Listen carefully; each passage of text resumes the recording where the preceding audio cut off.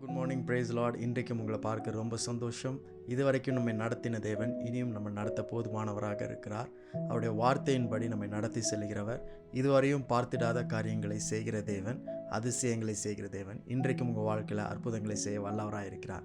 ஏசாயா 64 அதிகாரம் 4வது வசனத்தில் இப்படி சொல்லப்பட்டிருக்கு: தேவனே, உமக்கு காத்திருக்கிறவர்களுக்கு நீர் செய்பவைகளை நீரே அல்லாமல் உலகத் தோற்றம் முதற்கொண்டு ஒருவரும் கேட்டதும் இல்லை, செவியால் உணர்ந்ததும் இல்லை, அவைகளை கண்டதும் இல்லை.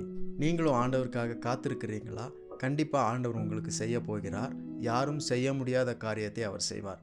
அவர் ஒருவர் மாத்திரம் செய்யக்கூடிய காரியம் உங்களுக்காக தேவன் செய்ய போகிறார். அது அற்புதமாக, அதிசயமாக உங்கள் வாழ்க்கையில் இருக்கும். இன்றைக்கு ஆண்டவர் உங்களுக்கு சொல்கிற காரியம் அதுதான்.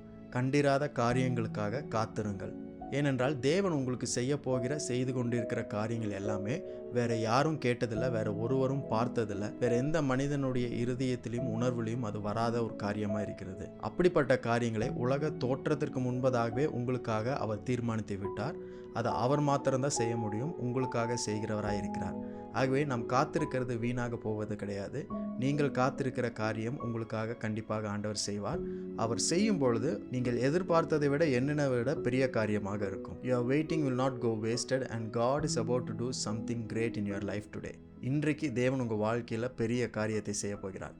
இன்றைக்கு அப்படின்னு சொல்லும்பொழுது வெறும் இன்னைக்கு மாத்திரம் நான் சொல்லலை. இன்றைய தினம் முதற்கொண்டு தேவன் ஒவ்வொரு நாளும் ஒவ்வொரு நிமிடமும் பெரிய பெரிய காரியங்களை உங்கள் வாழ்க்கையில் செய்வார். அதை அவர் அல்லாமல் வேறு ஒருவராலும் செய்ய முடியாத காரியத்தை தான் அவர் செய்வார். ஸோ மற்றவர்கள் வாழ்க்கையில் பார்க்கிற அற்புதங்களையும் அதிசயங்களையும் பார்த்து நன்றி சொல்லுங்கள்.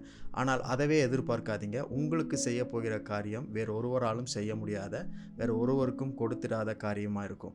ஸோ இன்றைக்கு இந்த நாளில் ஆண்டவர் உங்களுக்கு சொல்லுகிற காரியம் அதுதான். இதுவரையும் நீங்கள் கண்டிராத காரியம் உங்களுக்காக தேவன் செய்ய போகிறார். ஆகவே காத்திருங்கள். உங்களுடைய காத்திருப்பு ஒரு நாளும் வீணாக போகாது. இன்றைக்கும் ஒரு அற்புதத்தின் நாளாய் உங்களுக்கு இருக்கிறக்காய் ஆண்டவருக்கு நன்றி சொல்லுங்கள்.